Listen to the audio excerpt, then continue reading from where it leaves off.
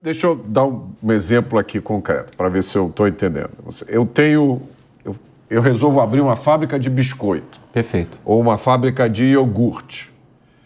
Se não existisse o distribuidor, eu, na minha fábrica, teria que ter lá um monte de vendedores que iam ter que ir de loja em loja. O senhor gostaria de comprar o meu iogurte, fazer essa negociação. Eu teria que me preocupar com o transporte, de levar o iogurte ou a bolacha para que chegue, para que não passe do prazo. E muitas vezes, para chegar numa determinada região, teu caminhão não sairia cheio. Isso é desperdício. Entendeu? Desperdício de gasolina, desperdício de tempo, desperdício de rota. E isso tem que ser muito valorizado também, até na questão ambiental. Você está jogando fumaça. Que o distribuidor consolida.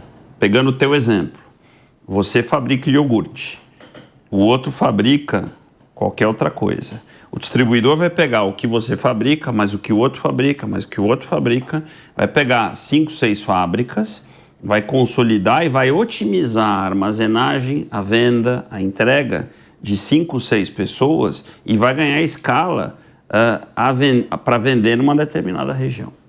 E pelo que vocês estão falando, o distribuidor também tem hoje a inteligência de saber que nesta cidade, neste bairro, olha, eu não vou vender esse tipo de iogurte porque o pessoal lá não compra. Você tem rotas inteligentes, características e culturas regionais, isso tudo é obedecida dentro da inteligência de distribuição do atacado distribuidor. Que eu vou visitar uma vez por semana, que ali é tal tipo de caminhão, ali é tal frequência, isso é a tal inteligência da distribuição. Qual é o maior desafio nessa atividade? Qual é o maior desafio de uma forma geral e aqui no Brasil, para exercer essa atividade aqui no Brasil? Qual é o aspecto mais desafiador hoje? Hoje a questão regulatória aí é muito desafiadora para nós, né? Eu falo em termos assim dos vários entes que acompanham e fiscalizam o varejo alimentar, né? Você tem diversos entes aí, você tem determinados gargalos de equidade, de isonomia que a gente tem que superar, isso é um gargalo muito grande, mas tecnicamente falando, Roberto, eu vejo assim, até como uma oportunidade, não um desafio, tá? O atacado distribuidor, ao longo dos últimos 5 anos, se modernizou em termos de transformação digital e inteligência artificial também, sabe? E o desafio nosso, eu falo agora como entidade, como ABAD, né? É trazer essa luz para o pequeno e médio varejo. Nós já estamos, né, numa movimentação robusta para que a gente consiga passar esse conceito também para o varejo alimentar, no sentido dele estar se digitalizando, uma vez que, né, o filho dele já está online, né? Ele também já está online, né? Hoje em dia, a facilidade de acesso, os iPhone, todo o aparato tecnológico aí existente faz com que as pessoas, né, estejam online. Agora, por que não transformar o seu dia a dia de uma forma digitalizada também e usar esse benefício a seu favor em termos de modernidade, de tendências e de otimização da sua estrutura de custo também e sua estrutura de oferta dos produtos para o consumidor, né? Então eu vejo uma grande oportunidade nossa de estar implementando nos próximos anos, sabe, Roberto?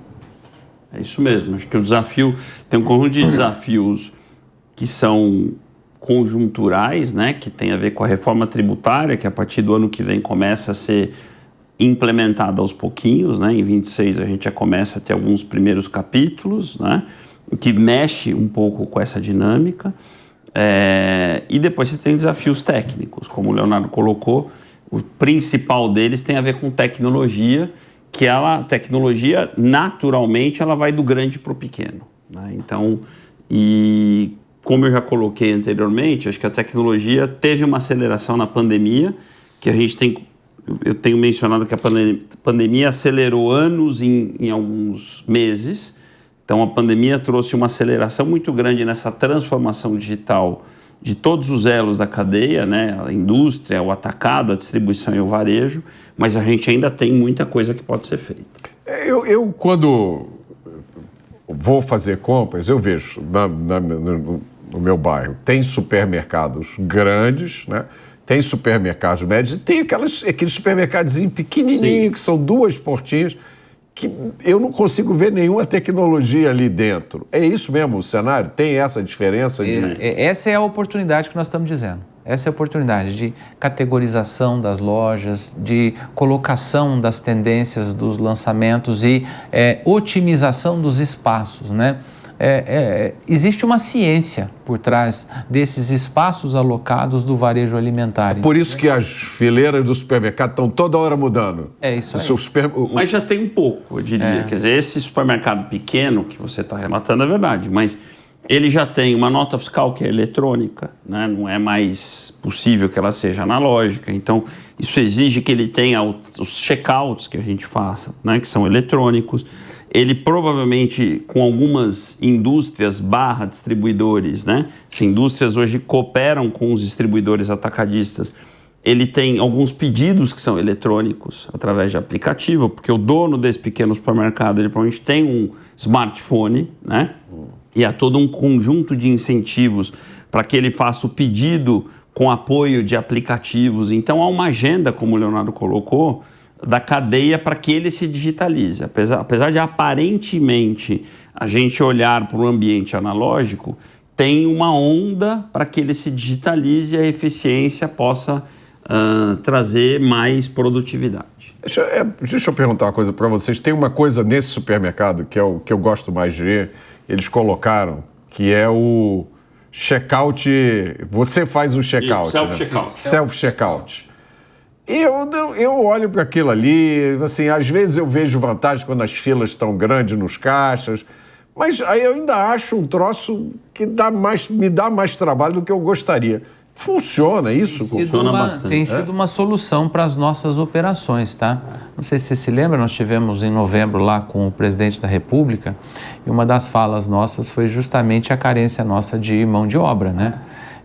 E justamente em razão de tudo que está acontecendo do início do programa que nós falamos, né? Está tendo um movimento muito positivo de entrada de capital no Brasil, advindo da balança comercial, e também da distribuição dos BPCs, né? Do benefício de prestação continuada, Bolsa Família.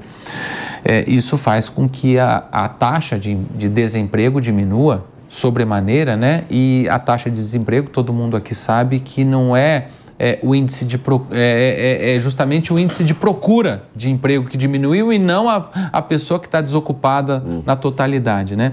Então, nós estamos nos níveis aí de 6%, isso é quase um pleno emprego, né? Isso faz com que a gente tenha dificuldade de contratar, viu, Roberto? E especialmente aí no varejo alimentar, a rotina nossa é segunda a domingo, né? É 24/7, né?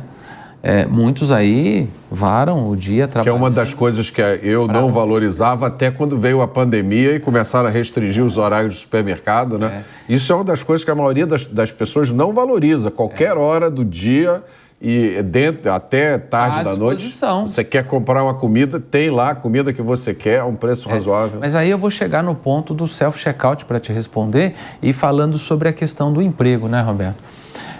Muitos que vão nas entrevistas de emprego hoje perguntam, mas escuta, eu vou ter que trabalhar no fim de semana? Eu vou ter que trabalhar depois das 6? Isso é um fator inibidor. E para que, né, o varejo alimentar esteja disponível e ofertando aí, ele tem que estar com o checkout também disponível e não provocando filas, né, que isso prejudica demais o consumidor, né? Então, o self-checkout tem se mostrado uma alternativa muito positiva para esta solução, sabe? Mas é um equipamento, aquilo ali não deve ser um equipamento barato, deve ter manutenção, compensa do ponto de vista... Você consegue operar hoje num regime de 4-1, quer dizer, 4 self-checkouts para um colaborador supervisionando. É verdade, fica uma pessoa lá. Fica sempre uma pessoa. Ele tem tecnologias como uma balança que cruza o peso daquilo que foi escaneado, sem querer complicar, mas ele tem soluções que dão segurança para a loja, né, de que aquilo, assim, a perda do self-checkout ela não é maior do que, né, seria. E as pesquisas mostram, como o Leonardo colocou, que existem consumidores que até preferem uma jornada com menos contato, né?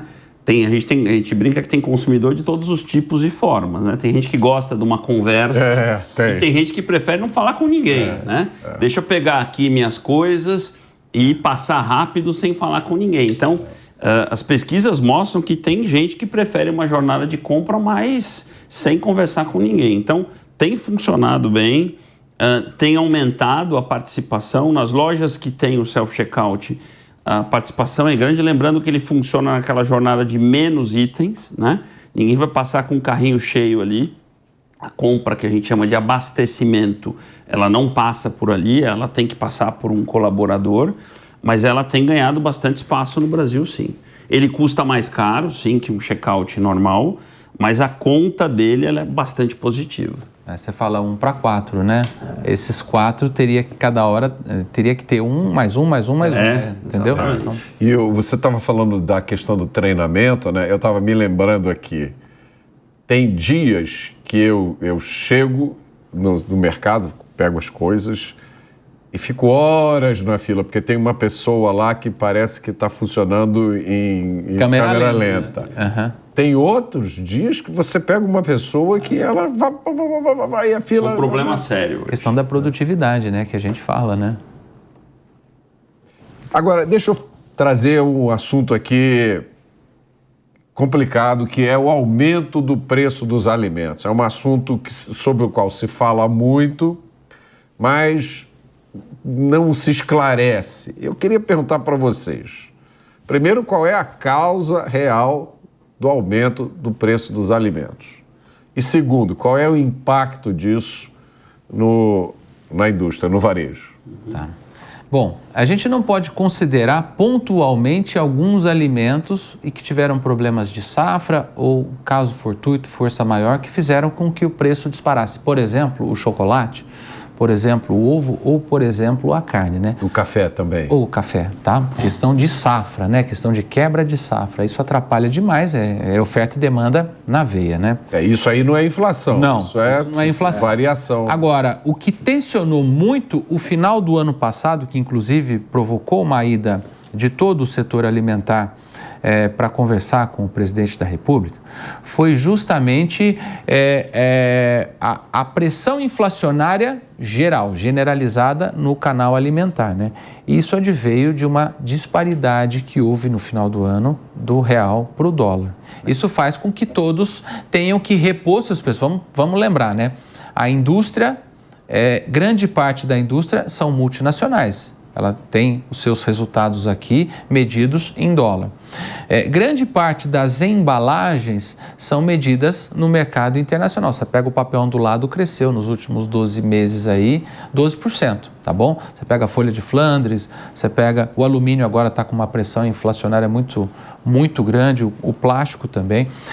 Isso faz com que o preço dos produtos esteja pressionado para subirem pela paridade dólar-real. Quando o dólar baixou de 6,20 para 5,70, deu uma arrefecida. Tanto é que se falou menos de inflação ao longo dos 3 primeiros meses, né? Houve um ruído aí por parte do fornecedor, principalmente do agro, com relação ao varejo alimentar, quanto à rebaixa do preço, né? Que cresceu e depois voltou. Mas tem que se lembrar também que existe no varejo, quando ele compra os produtos, o preço médio, né? O que eu quero dizer com isso? O varejo, quando compra determinado produto, se o fornecedor fala, virou tabela agora, né? Essa virada de tabela não imediatamente o varejo pratica, porque ele tem já um estoque daquele produto, então ele pega o preço novo com o preço velho e ele faz um preço médio. Na hora que desce é a mesma coisa, né? O fornecedor ofereceu um preço mais baixo, ele ainda está com estoque naquele preço mais alto. Para efeito de precificação automática, porque é um computador, é uma inteligência que está por trás ali. Ele pratica o preço médio, então essa redução do valor vai acontecer no período de 1 mês a 2 meses, entendeu? E aí vai tudo naturalmente caminhar para que ocorra de fato aquela redução do preço por parte do fornecedor. O que a gente está vendo agora é um problema pontual esta semana, né, da questão do Trump, dos tarifaços lá, que fez com que o dólar explodisse ontem. Haverá outra pressão inflacionária, né? E que a gente tem que tomar o devido cuidado. Ontem mesmo ele anunciou um arrefecimento aí de 90 dias nessa proposta dele de tarifaço, né? Isso já fez com que os 6,3 virasse 5,80 mais ou menos, e o dólar beirando 5,70, 5,80, dá uma tranquilidade para o varejo alimentar para efeito de precificação geral, não pontual. Isso não segura café, Isso não segura ovo, isso não segura determinados produtos que têm um problema de oferta. Perfeito. Eu costumo dizer que o efeito inflação, ele nunca é motivado por um único fenômeno, né? A gente sempre tem que olhar um conjunto que gera essa potência, né, que a gente viu. Lembrando que, como o Leonardo colocou, isso foi muito forte no primeiro trimestre de 2025, tá? Então, agora no segundo trimestre de 2025, a gente já tem um arrefecimento importante que deve nos dar um pouco de folga para o ano como um todo, tá? Eu gosto de olhar 3 principais fenômenos. Um deles, bem típico do primeiro trimestre, que é o efeito climático, que a gente tem de safra, né? Tem El Niño, que não é muito diferente do que a gente vê em outros anos, mas não é o mais importante, tá? E aí, se for pegar os principais economistas que olharam, não dá para a gente atribuir a ele a culpa do que aconteceu com essa inflação de alimentos. Um principal, e eu diria que acho que é o grande, se a gente pode atribuir um vilão a esse pico de inflação de alimentos que acaba contaminando o nosso índice principal, que é o IPCA, é o dólar. Só que tem várias formas a gente olhar o efeito dólar, né? Um que não foi tão colocado o Brasil tem uma vocação de exportação, certo? De alguns itens. Quando o dólar vai nesse patamar que a gente viu, é natural que a gente exporte mais as coisas. O Brasil fica mais desejado para exportar uma série de coisas. E os preços se reposicionam, né? Aquilo que eu consigo de preços internacionais vai ser mais ou menos o preço que eu vou querer no mercado doméstico. Então houve um reposicionamento de preços de uma série de itens a partir daquilo que eu começo a vender lá fora. Então o Brasil começou a ficar mais desejado para exportar coisas e naturalmente isso corrigiu preços aqui. Um outro ponto importante é que eu já mencionei no começo da nossa conversa que tudo isso aconteceu com o mercado, a demanda, o mercado de varejo aquecido. Se tudo isso que a gente falou, né, isso é o princípio básico da economia, oferta e demanda, né? A oferta passa a ter algumas questões e a demanda aqui aquecida. Então, com a demanda aquecida, há espaço para correção de preços, né? Então, a gente virou o ano de 24 para 25 com a demanda aquecida. Então, isso permitiu que essa virada de preços acontecesse de uma certa forma. Mas acho que a boa notícia é que a gente já percebe em vários desses itens que foram os maiores detratores um arrefecimento. Então, acho que passou o pior, né? Se a gente fosse falar de uma grande turbulência, a gente saiu da turbulência. Agora, como o Leonardo colocou, estamos agora vivendo o grande momento Trump.